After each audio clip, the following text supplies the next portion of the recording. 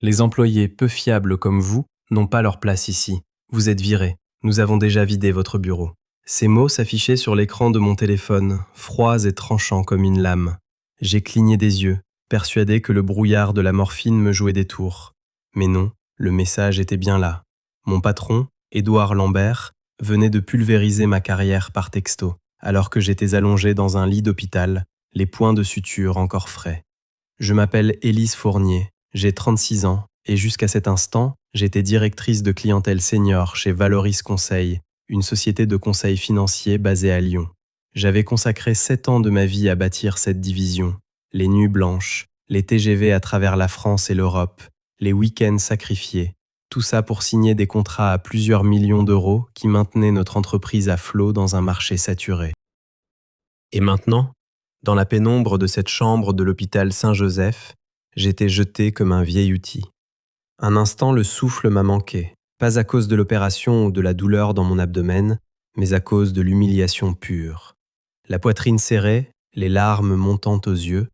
Comment pouvait-il faire ça maintenant, au moment où j'étais la plus vulnérable ? Ma famille était dans la salle d'attente, morte d'inquiétude. Mon corps était meurtri, et Édouard avait choisi précisément ce moment pour me couper les vivres. J'allais retourner mon téléphone quand j'ai entendu un petit rire discret venant du lit d'à côté. L'homme qui s'y trouvait était arrivé moins d'1 heure plus tôt, pâle mais calme, le bras gauche relié à une perfusion. Il a penché la tête vers moi. Mauvaise nouvelle ? Sa voix était un peu rauque, mais on y décelait une pointe d'ironie. J'ai tourné la tête, plissant les yeux dans la lumière blafarde de l'hôpital. Il était plus âgé, la cinquantaine passée, les tempes grisonnantes et un visage à la fois fatigué et vif. J'avais aperçu son nom sur le dossier d'admission que l'infirmière avait laissé un instant au pied de son lit. Daniel Mercier. Ce nom a fait écho en moi, un instant, mais les médicaments avaient engourdi ma mémoire. « Je viens de me faire virer », ai-je murmuré, la gorge sèche, depuis un lit d'hôpital. Il a froncé les sourcils. Puis il a eu un rire bref qui n'a pas atteint ses yeux. « Ah, il faut une cruauté d'un genre bien particulier pour oser ça. » J'ai incliné mon téléphone vers lui pour qu'il puisse lire le message. Son regard a parcouru le texte, 1 fois, 2 fois. Ses lèvres se sont alors retroussées en une expression entre la sympathie et la reconnaissance. « Eh bien, dit-il lentement, je pensais que ce séjour ne pourrait pas être plus intéressant. » Sa manière de parler, posée et assurée, a réveillé quelque chose. J'avais vu sa photo dans Challenge. Daniel Mercier, le PDG d'Arcadia Partners, l'entreprise qui était notre concurrente la plus féroce depuis une décennie. Sa société tournait autour de notre clientèle depuis des années, avide de s'étendre dans les secteurs que nous dominions. Et le voilà, dans le lit voisin, témoin en temps réel de la trahison de mon patron. Je me suis laissé retomber sur l'oreiller, le cœur battant, non pas de douleur, mais d'une soudaine lucidité. Édouard avait toujours été paranoïaque à l'idée qu'Arcadia débauche ses talents. Il nous rappelait sans cesse que la loyauté n'était pas négociable. Il m'avait accusé plus d'une fois d'être trop amical avec des cadres concurrents lors d'événements professionnels. Et pourtant, dans son arrogance, il venait de me livrer sur un plateau d'argent à l'homme qui le redoutait le plus. « On dirait que votre entreprise ne vous estime pas à votre juste valeur, » a dit Daniel, les yeux fixés sur moi. « Mais je soupçonne que vos clients ne soient pas du même avis. » Ces mots m'ont fait frissonner. Il avait raison. En 7 ans, j'avais noué des relations avec certains des clients les plus exigeants d'Europe. Des relations basées sur la confiance, des nuits de travail et d'innombrables sacrifices. Édouard pensait pouvoir m'effacer de ses comptes d'un simple claquement de doigts. Mais il ne comprenait pas la différence entre des contrats et la loyauté. J'ai serré les lèvres, repensant au message. Les employés peu fiables comme vous. Édouard savait exactement ce qu'il faisait. Il voulait me faire passer pour faible, incapable, remplaçable. Il pensait qu'en me virant sur un lit d'hôpital, il me réduirait au silence, humilié, trop brisé pour riposter. Mais au lieu de ça, quelque chose en moi s'est durci. La pitié que je ressentais pour moi-même s'est évaporée. À sa place, une détermination froide, acérée, a pris racine. Daniel m'observait toujours, attendant ma réaction. J'ai compris alors que ce n'était pas juste une perte. C'était une opportunité. Une porte se fermait, Une autre venait de s'ouvrir dans le plus improbable des endroits, une chambre d'hôpital partagée. J'ai de nouveau tourné l'écran vers lui, les mots cruels se détachant sur les murs blancs et stériles. Ma voix était maintenant assurée. Il est peut-être temps que j'arrête d'être loyal envers les mauvaises personnes. Ses yeux se sont plissés, mais une lueur de sourire est apparue. Ça, dit-il, c'est un sujet dont nous devrions discuter. À cet instant, j'ai compris. Édouard Lambert ne m'avait pas seulement viré. Il venait de poser les jalons de sa propre chute. Il ne le savait pas encore, mais la partie avait déjà changé de main, et je n'allais plus jouer selon ses règles. Le lendemain matin, une odeur d'antiseptique flottait dans la pièce, mêlée à l'arôme de café brûlé d'une tasse oubliée par une infirmière. Mon corps était endolori, mais ce n'était rien comparé à la douleur dans mon amour-propre. J'étais là, les yeux fixés sur les dalles du plafond, à ressasser le texto d'Édouard. Les employés peu fiables. Pendant 7 ans, je m'étais saigné pour cette boîte. J'avais annulé des vacances, manqué des mariages, et même raté le premier anniversaire de ma nièce pour finaliser un contrat à Genève. Et Édouard avait balayé tout ça en 3 phrases. Daniel Mercier était réveillé, adossé à ses oreillers, un bloc-notes sur les genoux. Il ne ressemblait plus à un homme en pleine réunion qu'à un patient.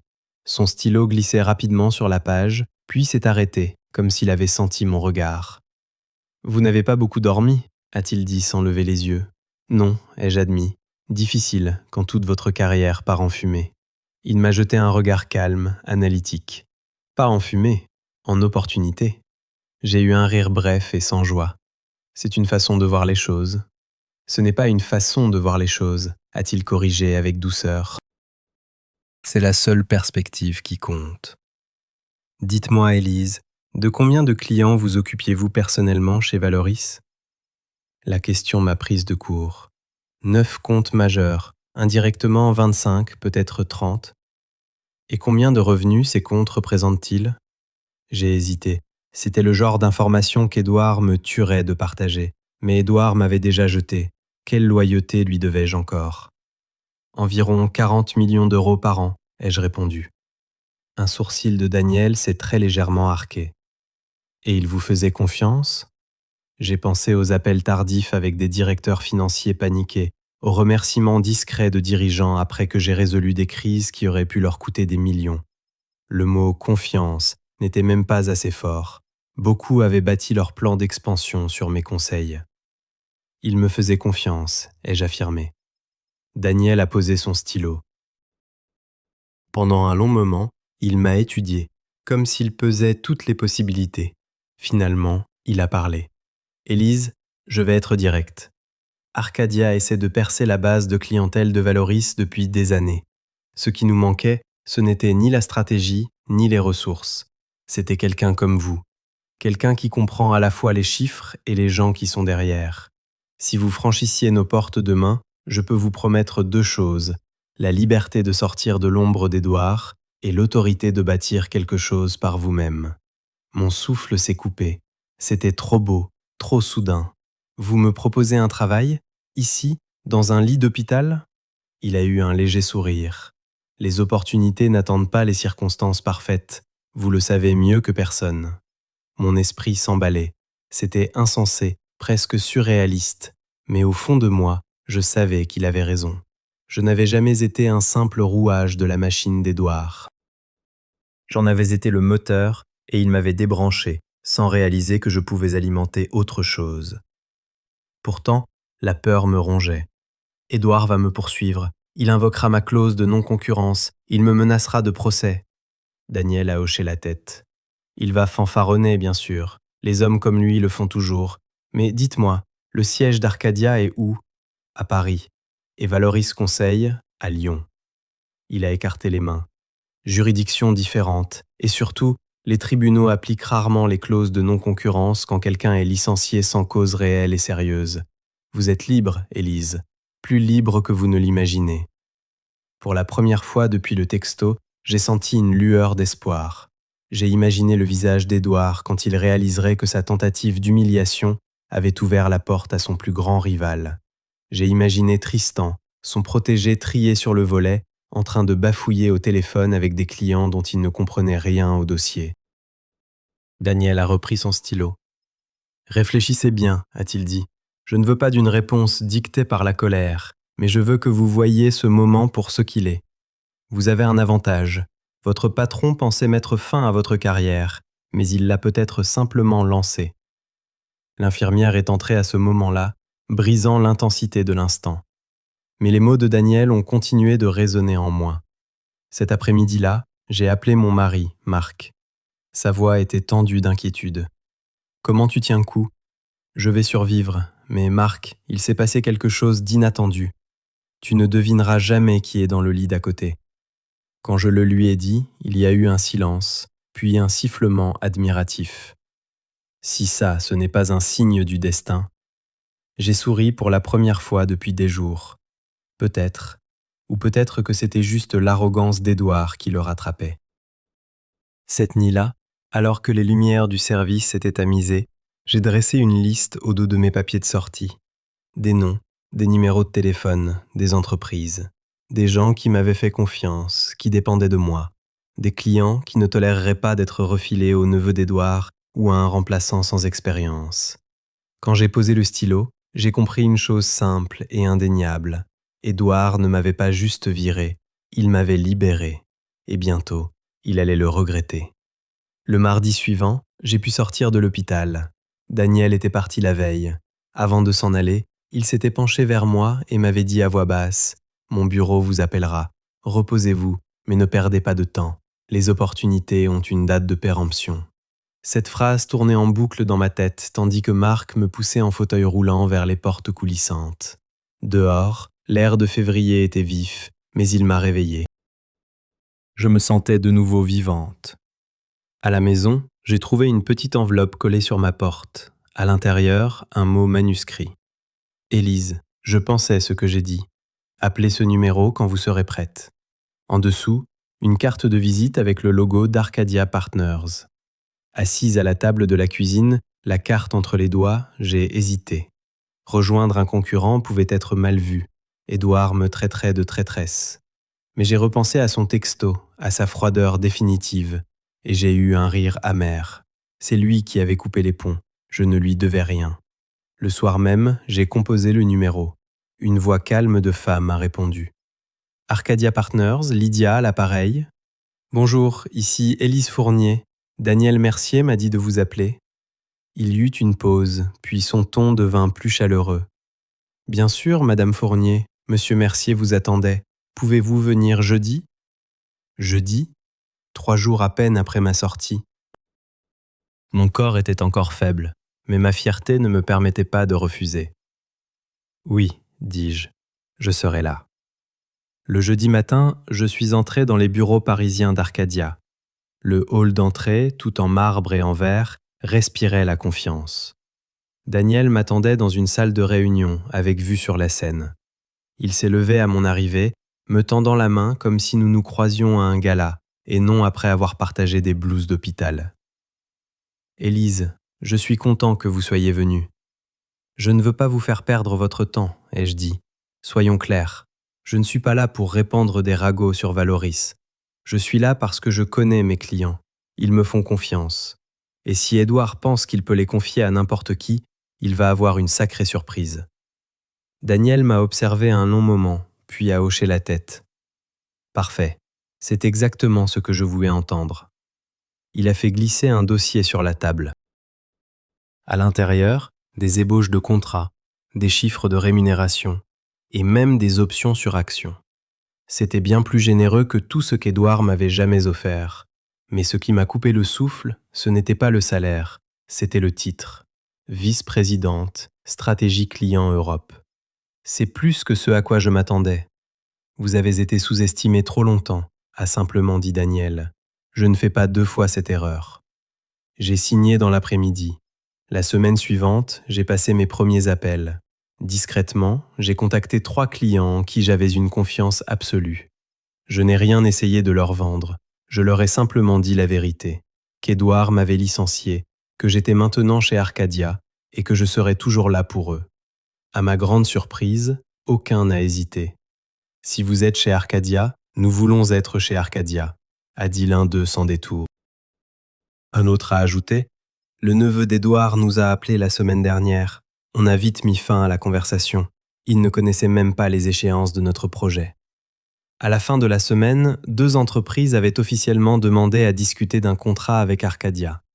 Édouard a dû sentir le vent tourner. Le vendredi après-midi, mon téléphone a vibré. C'était lui. Élise, j'entends dire que tu passes des coups de fil, c'est vrai? J'ai laissé le silence s'installer juste assez longtemps pour le mettre mal à l'aise. Édouard, vous m'avez viré. Vous avez dit que je n'étais pas fiable. Vous pensiez que j'allais faire quoi? Me terrer dans un trou? Tu mets en péril tout ce que nous avons construit, a-t-il aboyé. Non, Édouard, ai-je répondu d'un ton calme. C'est vous qui avez tout mis en péril, en virant la personne en qui vos clients avaient le plus confiance. Je ne fais que leur donner le choix. Sa respiration est devenue saccadée, presque paniquée. C'est une erreur, tu vas le regretter. J'ai raccroché sans répondre. Pour la première fois depuis des années, ces paroles ne me faisaient plus peur.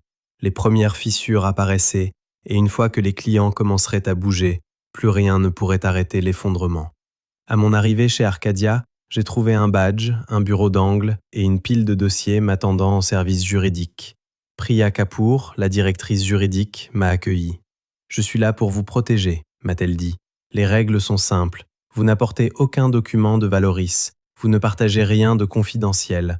Vous travaillez de mémoire et à partir d'informations publiques. Si un client vous appelle, nous prenons l'appel. Si vous êtes tenté d'appeler la première, vous m'appelez moi d'abord. » Compris. Elle m'a offert un petit sourire. Bien. Parce qu'Édouard va tenter de crier au vol, mais les faits sont simples. Vous avez été licencié sans cause réelle et sérieuse. Vos relations sont un capital humain, pas la propriété de l'entreprise. C'était comme un bouclier. Nous avons rédigé une annonce simple que j'ai partagée publiquement. Après 7 ans chez Valoris Conseil, je suis heureuse de rejoindre Arcadia Partners en tant que vice-présidente Stratégie Client Europe. Pas de pique, pas d'amertume. La réaction a été immédiate. Le premier appel venait d'Angela Tran, des Manufactures du Nord. « Élise, je viens de voir votre annonce. On nous avait dit que vous preniez un congé prolongé. Ce n'est pas vrai? Je ne suis plus chez Valoris, ai-je dit prudemment. J'ai rejoint Arcadia. » Angela n'a pas hésité. Alors nous invoquons la clause de personne clé. Notre conseil d'administration l'avait approuvée à la signature. Envoyez-nous une proposition. Nous bougeons ce trimestre si vous pouvez garantir la continuité. Peu après, un email du directeur d'exploitation d'Est Biopharma. Nous exigeons stabilité et supervision senior.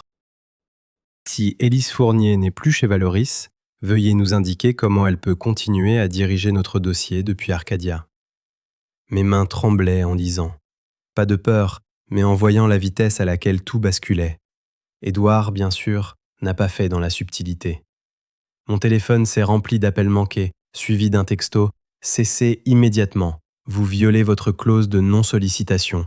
Nos avocats vont vous contacter. » Priya a rédigé une réponse chirurgicale.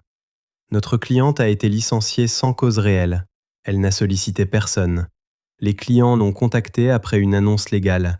Veuillez adresser toute communication future à notre cabinet. Le lendemain, la première lettre de résiliation officielle est arrivée. Édouard a fini par m'avoir au téléphone, la voix cassante. « Qu'est-ce que tu fabriques? Tu ne peux pas déménager notre portefeuille, c'est du vol. » Vous m'avez viré, Édouard. Les clients font leur propre choix. Tu crois que tu peux courir chez Mercier et détruire ce qu'on a bâti? Je vais t'enterrer sous les procès.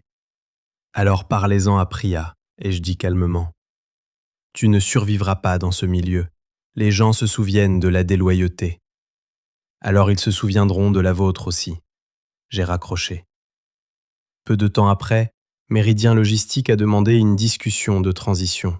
Leur vice-présidente, Valentina Morales, a été directe. On nous a baladés entre 2 analystes juniors la semaine dernière qui ne pouvaient répondre à aucune question de base. Si vous dirigez chez Arcadia, on vous suit. Ce soir-là, j'ai reçu un appel inattendu. Dana Patel, une chef de projet senior de Valoris. Sa voix était basse, urgente. « Je ne devrais pas faire ça, mais il faut que tu saches. Édouard a demandé à ce qu'on transfère ta boîte mail à son neveu. Il nous fait réémettre des factures sans ton nom. Il force des avenants non autorisés pour gonfler le chiffre d'affaires. » Mon estomac s'est noué. Dana, c'est de la fraude. Je sais, j'ai tout documenté. Je ne le protège pas, pas après ce qu'il t'a fait. À la fin de la semaine, la lettre de résiliation d'Est Biopharma est arrivée. Édouard lui-même a débarqué dans le hall d'Arcadia, exigeant de me voir. Daniel l'a intercepté calmement. Depuis la mezzanine, j'ai regardé Édouard fulminer, le visage rouge. « Elle est finie !» a-t-il hurlé en pointant le doigt vers moi. « Vous m'entendez ? Fini !» Daniel n'a même pas haussé la voix. « Vous l'avez viré sur un lit d'hôpital. Les clients lui font confiance, à elle, pas à vous. Ils choisissent où aller. » La sécurité a raccompagné Édouard dehors. Il s'est retourné une dernière fois, me lançant un regard où se lisait quelque chose qui ressemblait à de la panique. Les semaines suivantes, Valoris s'est effondré.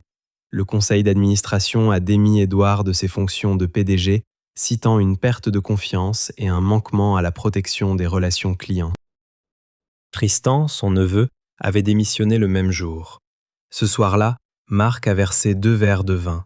Il a levé le sien, le regard pensif. « Tu n'as pas l'air heureuse ?» Je ne suis pas sûr que « heureuse » soit le mot. Soulagée peut-être. « Tu l'as battu » m'a rappelé Marc. « Il t'a viré au pire moment de ta vie, et regarde où tu es maintenant. » J'ai hoché la tête, mais je sentais une vérité me ronger. Détruire quelqu'un n'a jamais le goût d'une vraie victoire. C'était comme nettoyer un désordre qui n'aurait jamais dû exister. Le lendemain matin, j'ai reçu un appel d'un numéro inconnu. Contre toute attente, j'ai répondu. « Élise ?» La voix d'Édouard était méconnaissable, rauque, vidée de toute autorité. « Ils m'ont ruiné. Tu m'as ruiné. » Je n'ai rien dit. « Tu aurais pu partir, » a-t-il continué, le ton vacillant entre la colère et le désespoir. « Mais il fallait que tu m'humilies. » J'ai enfin répondu, la voix calme mais ferme. « Vous ne m'avez rien donné, Édouard, je l'ai mérité. » Et vous avez essayé de tout me prendre avec un texto, pendant que j'étais sur un lit d'hôpital. Ça, ce n'est pas du leadership, c'est de la lâcheté. Il y eut un silence, seulement troublé par sa respiration erratique. Puis il a murmuré, presque pour lui-même. « Peut-être que vous avez raison. » Et il a raccroché. Ce fut la dernière fois que j'entendis sa voix. Dans les mois qui ont suivi, Arcadia a grandi plus vite que prévu. Avec l'afflux de nouveaux clients, nous avons ouvert des bureaux à Lyon et à Bruxelles. Daniel a tenu sa promesse. Il m'a donné de l'autonomie, du respect et l'espace pour diriger. Pour la première fois de ma carrière, je ne me battais plus pour être entendu. Je faisais simplement mon travail. Un soir, mon mari m'a regardé en souriant. « Alors, madame la vice-présidente, ça fait quoi de construire quelque chose de nouveau ?» J'ai posé mon sac, savourant le confort de la maison. C'est différent, j'ai l'impression que c'est enfin à moi. Ni emprunté, ni conditionnel. C'est parce que tu as cessé d'offrir ta loyauté à des gens qui ne la méritaient pas. Ces mots m'ont marqué. La loyauté. Elle avait été ma force et ma faiblesse. Je la donnais sans compter, même à ceux qui la prenaient pour de la faiblesse. Mais la vérité était simple. La loyauté n'est une force que lorsqu'elle est mutuelle. Quand elle devient unilatérale, elle se transforme en chaîne. 6 mois plus tard, j'ai reçu un message de Dana. « Juste pour info, Édouard est grillé par 3 des plus grands cabinets. Personne ne veut de lui. » Je n'ai pas répondu tout de suite. J'ai regardé mon nouveau bureau chez Arcadia. Puis j'ai tapé « Merci de me le dire. J'espère que tu vas bien. » Quand je repense à ce lit d'hôpital, à ce texto qui a fait s'effondrer le sol sous mes pieds, je réalise que ce n'était pas la fin. C'était le début. Édouard pensait se débarrasser de moi. En réalité, il m'a libéré. Le message que je retiens de tout ça est simple. Ne laissez jamais quelqu'un d'autre décider de votre valeur. Les emplois, les titres, les entreprises, tout ça peut disparaître en un instant. Ce qui reste, c'est votre travail, votre intégrité et la confiance que vous bâtissez avec les gens. Ça, personne ne peut vous le retirer. Édouard a tout perdu parce qu'il n'a jamais compris ça. J'ai tout gagné parce que, finalement, je l'ai compris.